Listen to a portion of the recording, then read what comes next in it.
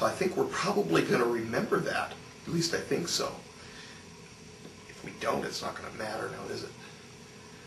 So what you're saying is we're going to go back to the idea that we never, that there is no face on Mars. Or there will be a face on Mars, and it will be presented to us at that moment as something different. Maybe the bricks will turn to rocks, and we will get there and find out that all of these beautiful ruins, including the scorpion.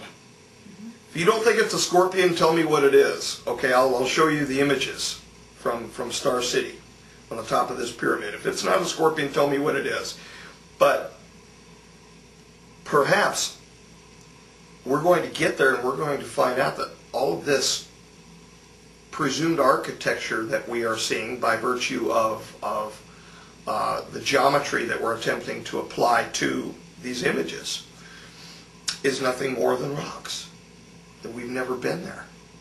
Because at that moment, because we had not transited over to timeline 2, that we have never visited there until we finally put, quote unquote, man on Mars. But there's a profound paradox here, because there is. Because what I hear you saying is that we're looking through telescopes where we're receiving light in present time with a few minutes difference that's being reflected off objects on the surface of Mars, but we're actually looking at a possible future. That's right. I don't understand. There are impacts into our timeline now which have occurred. This is information that I received not only from Kaela, but also from the material within Majestic. There are impacts into our reality now, our timeline now, by virtue of the amount of time travel which has occurred. Every time they have gone back in time, they have caused small paradoxes which have built up as our reality that we now perceive. In other words, there is actual Newtonian superimposing. And that is a frightening thing to me. So it's almost like putting money in the bank, though, every time they come from the P45s, in a sense. Their timeline becomes as creating a larger heap of manure. Well, okay, but emphasis appreciated. However, nonetheless, it is like a deposit towards the actual occurrence happening. I don't know. They are agents of change, in a sense. They are agents of change, as all human beings are agents of change. But I don't know whether there is a cause-effect, whether there's a nexus between cause and effect having to do with their amount of time travel and the superimposition which is going on in our reality and the disaster itself. I think that the disaster itself, from everything that I've read and heard, is a direct consequence of the technological aspect of bringing too much energy toward us in a non-natural manner. Okay, well, basically you're saying there's two timelines. I mean, I'm sure you're aware of the work of physicists now that are saying, look, if you can have two timelines, you can have 2 million. Well, don't we really have 3 or 4? I'm discussing 24,000s. I'm discussing 45,000s, 52,000s, and present day. How many timelines are that?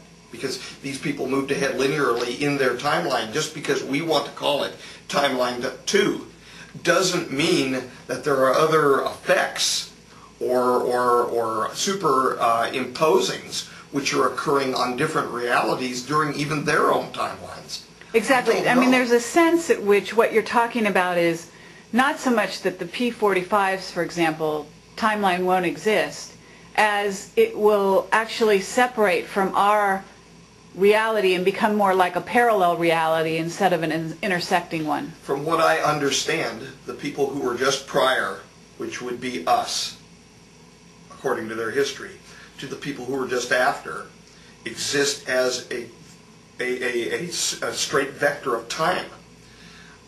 So in other words, God forbid the catastrophe occur, it will just appear as tomorrow the catastrophe occurs, etc., and we move forward and changes start occurring in the earth, there is a disaster, there's a loss of huge life, etc., we won't probably feel anything change aside from the fact that we'll all be running scared for our lives.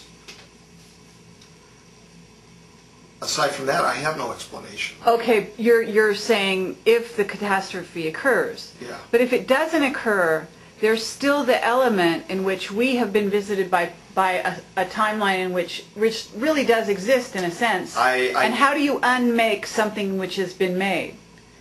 That's kind of, I mean, it's more of a philosophical question. I don't know, and all I can do is defer to the Creator on that issue.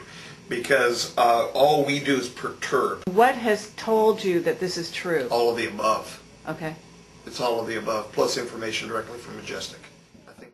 Why is Majestic in a place to know that this actually happens or doesn't happen? In other words, you've got the looking glass technology that they use, and you use, and you're instrumental in discovering.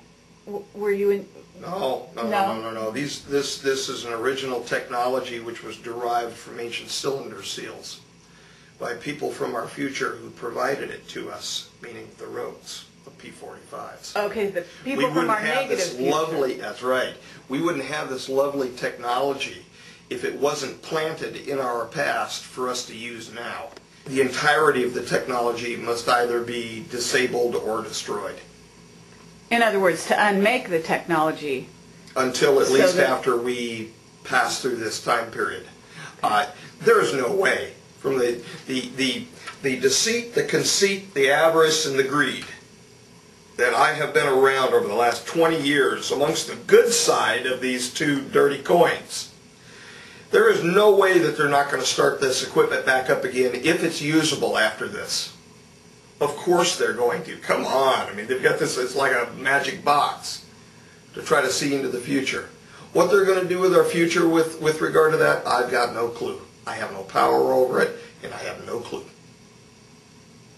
Okay, so this looking glass technology comes from cylinder seals. Originally, yes. How? Originally, it was a series of instructions for accessing the wormholes which naturally pass in the hyperspace in which we find ourselves.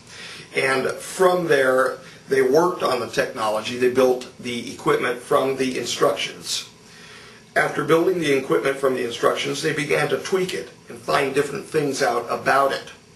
One of the things that they found is that they could actually use it as a peering portal, like a peering glass, if you will, to see different aspects of not only the future but the past.